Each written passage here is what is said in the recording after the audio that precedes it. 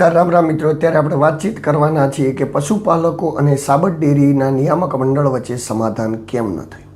કાલે સમાધાન માટેની 3 વાગે એક મિટિંગ બોલાવવામાં આવી હતી ને મિટિંગની અંદર કયા કયા મુદ્દાઓ ઉપર ચર્ચા થવાની હતી એ તો મેં તમને વાતચીત કરી હતી, પરંતુ કયા કયા મુદ્દાઓ ઉપર ચર્ચા થઈ અને શું ચર્ચા થઈ અને ચર્ચાના અંતે કેમ પશુપાલકો અને ડેરીના નિયામક મંડળ વચ્ચે સમાધાન ન થયું, તો આ વિશે આપણે ડિટેલમાં વાતચીત કરવાના છીએ. પરંતુ એ પહેલાં આપ મારી ચેનલમાં નવા આવ્યા તો મારી ચેનલને લાઇક, સબસ્ક્રાઈબ અને ફોલો કરી દો. તો મિત્રો, હું છું દિલુ ચૌધરીને વાતચીત કરવી છે ખૂબ જ ડિટેલમાં વાતચીત કરીએ તો સાબર ડેરીની અંદર ઘમાસાન થયું અને સાબર ડેરીનો ઘેરાવ એ પશુપાલકોએ કર્યો. ત્યારથી લઈને સતત એક મુદ્દો ચર્ચામાં રહ્યો કે આ વાતનું સમાધાન ક્યારે આવશે. સમાધાન એટલા માટે કરવું જરૂરી હતું કારણ કે પશુપાલકોની માંગ હતી કે ભાવ વધારાની અંદર કહેવામાં આવે કે ભાવ વધારવામાં આવે કે ઘણી બધી માંગો હતી ને માંગો લઈને જ્યારે ડેરીનું નિયામક મંડળ એ લોકોને મળવા માટે આવ્યું ને જ્યારે આંદોલન કરનાર સમિતિ પણ એ લોકોને જ્યારે મળી અને એમના બંનેની વચ્ચે ચર્ચા થઈ ત્યારે કયા કયા મુદ્દા ઉપર ચર્ચા થઈ. તો પહેલો મુદ્દો એ હતો કે ભાવ ફેર એ જ આપવાનો, એટલે મતલબ કે જે ગઈ વખતે 18% ભાવ ફેર આપ્યો તો એ જ આપવાનો, પરંતુ આ વખતે ડેરીએ 9.5% ભાવ ફેર આપ્યો છે. અને આ મામલે ત્યાંથી પણ તેડું આવ્યું હતું, એટલે કે ગાંધીનગરથી પણ તેડું આવ્યું હતું. પરંતુ જ્યારે નિયામક મંડળ વચ્ચે આ વાત મૂકવામાં આવી ત્યારે નિયામક મંડળે શું કહ્યું એ પણ હું તમને કહી દઉં.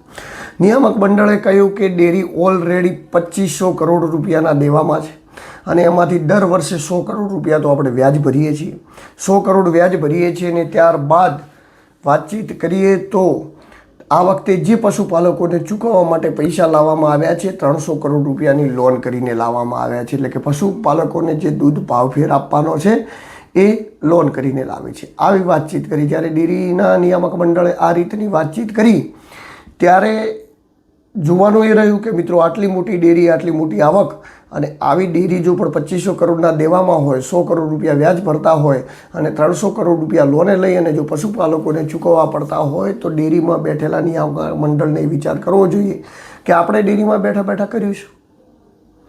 આટલી મોટી ડેરી તમે ચલાવો છો, તમે જે પશુપાલકોના જે ભાવે પૈસા લો છો એ ભાવે તો તમે બજારમાં નથી વેચતા ને, એનાથી તો ડબલ ભાવે વેચો છો. અમૂલ ફેડરેશન ખરીદે છે, આઈસ્ક્રીમો બને છે, ઘી બને છે, દહીં બને છે, છાશ બને, કેટલી બધી વેરાયટીઓ તમારા ડેરીમાં આવ્યા પછી દૂધની બને છે.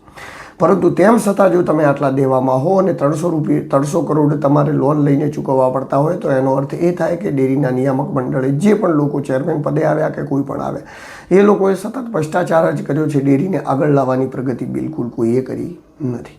આ વાતની અંદર સહમતિ બની નહીં.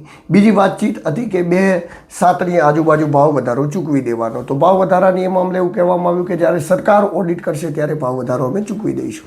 સરકાર ઓડિટ કરે. સરકાર શું ઓડિટ કરે? 2500 કરોડ 2100 કરોડના દેવામાં ચાલતી ડેરીનું સરકાર ઓડિટ કરે તો શું કરે? અને સરકારને બધું મિલીજુલી ભગતો હોય છે અધિકારીઓની બધાને, એટલે ઓડિટનો તો કોઈ એ જગ્યાએ સવાલ જ આવતો નથી. ત્યારબાદ આ લોકોનો ત્રીજો મુદ્દો હતો કે જે લોકો ઉપર કલમો લગાવવામાં આવી છે એમને તાત્કાલિક રિહા કરીને તાત્કાલિક છોડાવવામાં આવે. તો એ મુદ્દે પણ હાથધર કરી દીધા કે એમાં તો અમે શું કરી શકીએ. તો પોલીસ અને એમના વચ્ચે ઘર્ષણ થયું તો જે પશુપાલકો ઉપર મતલબ કે થઈ છે કલમો એ તો એમાં તો અમે કશું ન કરી શકીએ. ત્યારબાદ ચોથી વાત હતી કે જે અશોકભાઈ ચૌધરી એક્સપાયર થઈ જાય એમના પરિવારને 1 કરોડ રૂપિયાની માંગ સાથે આંદોલનકારીવાળા લોકો ગયા હતા, તો એ માંગને પણ સ્વીકારવામાં આવી નથી. એટલે કે સાબર ડેરી અને પશુપાલકો વચ્ચે હવે સમાધાન હજી સુધી થયું નથી.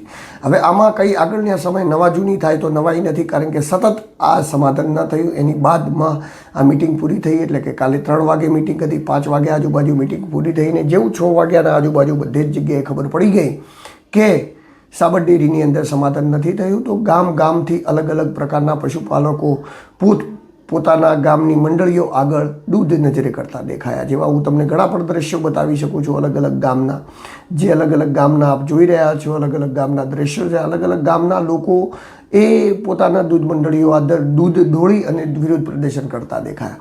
ઘણી બધી મંડળીઓ એવી છે કે જે મંડળીઓ હજી દૂધ લેવા માટે તૈયાર નથી થઈ, એ નથી લઈ રહી, સંપૂર્ણપણે નથી લઈ રહી. એટલે મંડળીઓને લેવું હોય પરંતુ પશુપાલકો દૂધ ભરાવા નથી જઈ રહ્યા તો નથી લઈ રહી. ને એવું લાગી રહ્યો છે ક્યાંક ને ક્યાંક ચિતાર કે આવનારા સમયની અંદર આંદોલનને વધારે ઉગ્ર અને તેજ બનાવવા માટે એક જ વસ્તુ થઈ શકશે કે દૂધ કોઈ ન ભરાવે.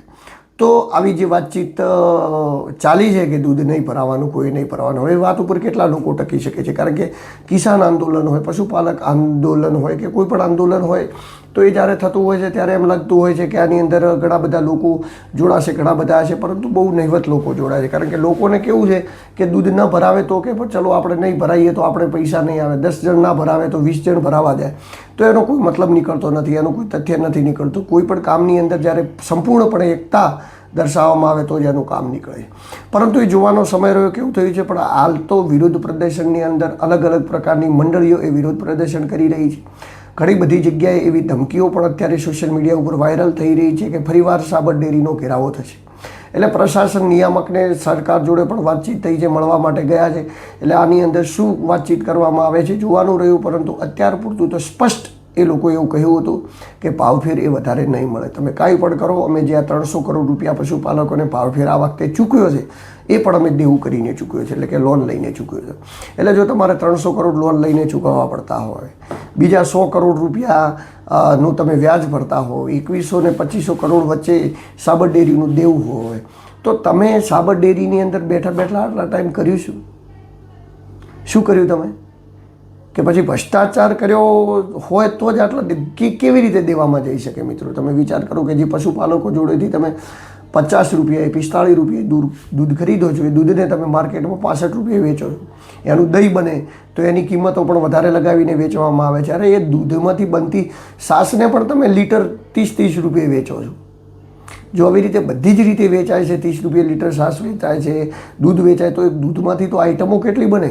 દૂધની અંદરથી દૂધ તો બને છે, દૂધનો પાવડર પણ બને, આઈસ્ક્રીમ પણ બને, ત્યારબાદ વાતચીત કરીએ તો ઘણી બધી વસ્તુઓ બને દૂધની અંદર. તો અઢળક પ્રોડક્ટો બને, અમૂલ કુલ બને, કેટલી આઈટમો બજારની અંદર મળે છે અવનવી પ્રકારની.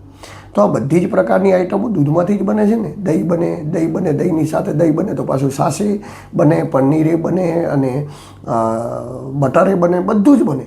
તો આ બધી જ પ્રકારની આઈટમો બને છે ને એના બજારમાં આટલા તોડી ભાવ છે.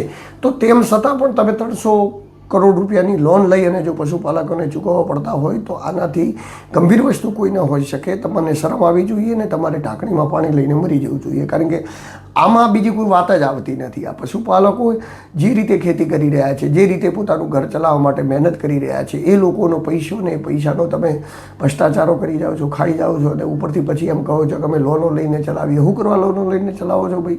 ડેરીઓ શું કરવા લોન લઈને ચલાવવી પડે? ડેરીઓ લોનો લઈને ચાલે.